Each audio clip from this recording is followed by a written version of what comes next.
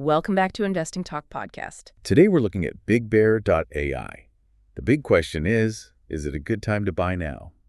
We want to hear from you. Subscribe, like, and comment to support the show. And if there's a specific company you want us to look into, leave it in the comments below. So let's get into the analysis. This one's definitely fascinating. We're looking at, a defense AI stock. Great market position, really, but, Yeah. well, the financials need a close look. Yeah, that split is exactly why we need to dig in here. I mean, the sources we looked at, they lean pretty bullish overall, like an 8.5 out of 10 rating. That's strong. It is.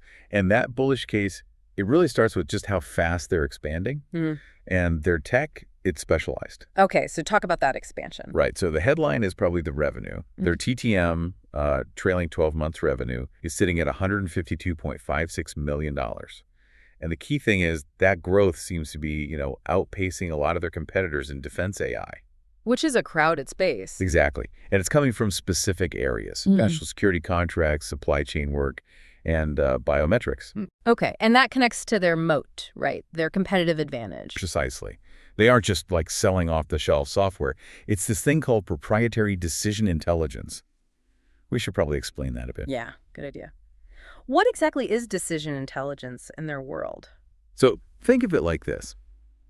Their platform takes really complex situations, maybe global supply chain mess-ups or battlefield logistics, and doesn't just spit out data. It actually gives like a recommended action based on all that info. Operational advice, basically. Ah, okay, so it's more than just prediction. Much more. And because it's so specific and integrated, they've become a preferred contractor for some key U.S. federal agencies. That's huge. Right, because once you're in, it's hard to get you out. High switching costs. Extremely high. Imagine trying to rip out and replace that kind of system from a national security setup. It's costly, difficult, takes a long time, so that status gives them a real edge. Makes sense. And that probably feeds into their pipeline for future work. Definitely.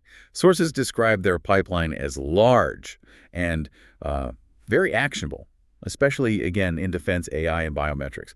Plus, you have these big industry trends, digitization, AI, automation, pushing things their way. Okay, so that paints a pretty rosy picture on the growth and strategy side. It does. But, like you said earlier, there's always the other side of the coin, the financial reality, the price of admission, maybe. Let's get into it, because the growth sounds great, but profitability. Yeah, that's where things get serious. The revenue story is compelling, sure, but the profit margins, oof. They're really challenged. Net income, TTM, again, is deeply negative. We're talking minus $443.92 million. Whoa, okay, negative $443 million. That's a lot, even for tech growth. It's substantial. Now, management points to, big one-time expenses, investing to scale up. Right, but what kind of one-time expenses lead to that number? We need a bit more, don't we? Well, the sources suggest it's things like costs from integrating acquisitions, maybe some goodwill write-downs from past mergers, plus just the sheer cost of scaling operations so quickly to grab that market share. So they're spending heavily now to secure those future government contracts. That seems to be the strategy. Burning capital fast to build that foundation for, future upside, but it definitely creates near-term pressure. Okay, but can they afford the burn? What about their actual financial strength? That's the counterbalance.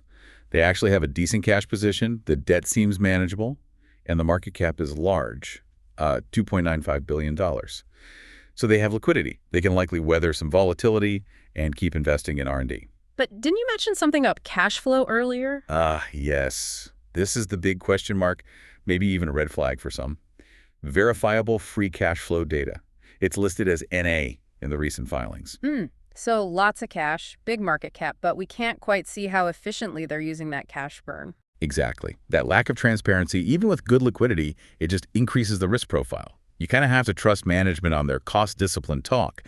But without the FCF data, it feels more like a bet on future execution than, proven current financial health. So the big risk is just these losses stay high for longer than expected. That's the core company-specific risk right now, yes. Yeah. Elevated net losses sticking around. Okay. So future dominance versus the current cost of getting there. That's the fundamental tension. How are investors reacting? Let's look at the technicals. The chart action. It actually suggests some serious buying or accumulation has been happening, especially over the last few months. Yeah, the 52-week range is pretty wild, isn't Yeah. it? $1.51 up to over $10. Very volatile. Right now it's around $6.80, so well off the lows. And we've seen this bullish range form between roughly 6 and 850 over the past 3 months. And those higher lows since August 2025, that's usually a good sign, technically speaking, suggests buyers are stepping in. It does. And the moving averages support that view.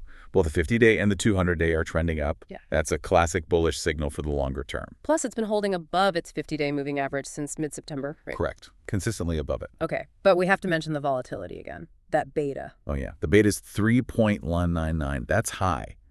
It means if the market moves 1%, you might expect the stock to move like over 3%. So definitely not for everyone. Requires high risk tolerance. For sure. What about momentum indicators like RSI or MACD? Well, the good news there, maybe, is the RSI is around 62. So it's bullish, shows strong buying, but it's not technically overbought yet, not above 70. So there might be room to run before a pullback is needed purely based on that indicator. And the MACD. MACD is positive too, which generally confirms the upward trend. And you mentioned retail sentiment earlier, and maybe M&A buzz. Yeah, there seems to be positive buzz among retail investors, driven by that whole defense AI growth story. And yes, there's always some background chatter about potential acquisitions in this space. That adds fuel. Okay, so that leads us right into catalysts.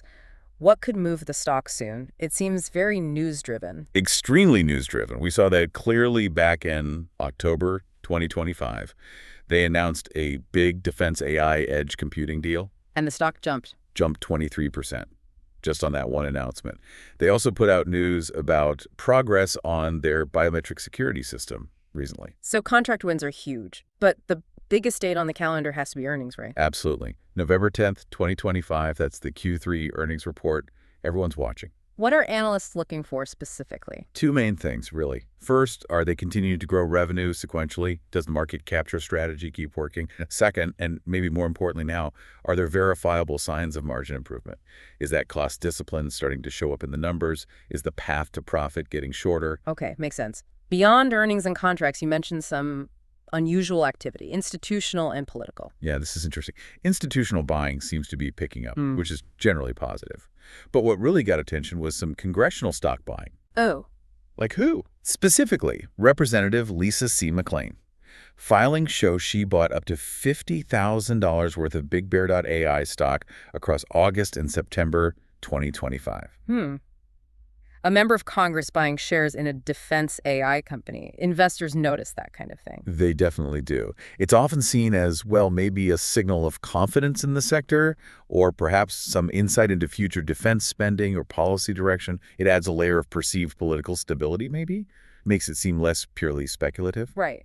And speaking of speculation, the rumor mill must be active here, too. Oh, absolutely. With a stock this watched and this volatile, rumors can sometimes drive price action almost as much as facts. So what's the chatter?